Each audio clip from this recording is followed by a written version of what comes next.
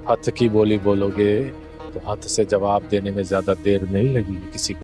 Fist की शुरुआत एक बेहद संजीदा मगर जज्बाती लम्हे से होती है जब सावल डीसी शहरियर के घर आता है और वहां उसका सामना होता है ससी से।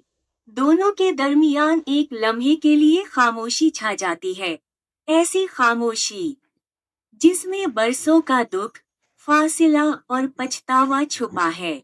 ससी खुद को मजबूत जाहिर करती है, मगर उसकी आंखों में वही पुरानी नरमी झलक जाती है। सावल भी खामोश है, मगर उसके लहजे में वो दर्द छुपा है जो कभी मिटा ही नहीं। वो ससी को याद दिलाता है कि उसने कभी मोहब्बत के बदले इज्जत चुनी थी, और आज वो उसी इज्जत की चार दीवारी में कैद है। ससी शुक्रिया अदा करती है कि सावल ने शहरियर की जान बचाई, मगर सावल कहता है, मैं किसी की मदद एहसान के लिए नहीं करता। वो वाज़ेह कर देता है कि वो यहाँ ससी के लिए नहीं आया, बल्कि किसी करीबी शख्स की मदद के लिए।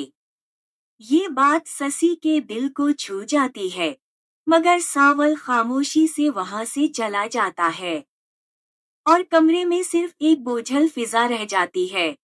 दूसरी तरफ यूनिवर्सिटी में पिया बेचैनी में मुब्तला है। वो बार बार सोचती है कि आलियार क्लास में क्यों नहीं आया।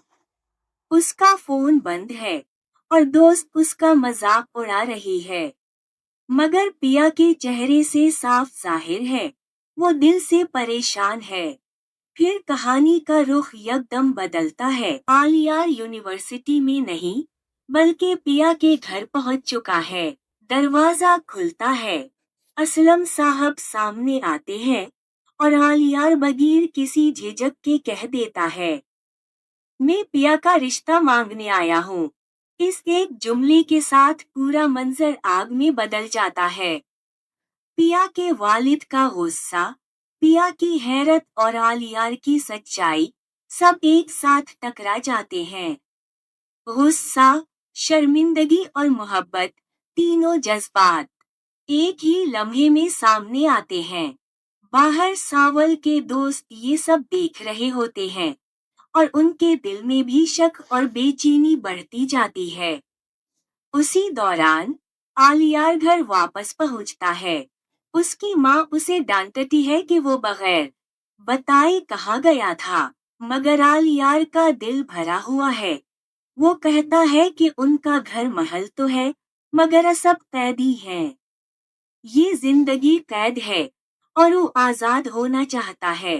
किस्त के आखिरी मनाजिर में सावल दोबारा नजर आता है, अकेला, गहरी सोचों में डूबा, अपने माजी के साए और आने वाले तूफान के बीच। ये किस्त हमें दिखाती है कि मोहब्बत, इज्जत और ताकत तीनों एक साथ नहीं चल सकते। ये सिर्फ एक कहानी नहीं, बल्कि एक जंग का आगाज है, जहां दिल, रिश्ते और अना सब कुर्बान होंगे।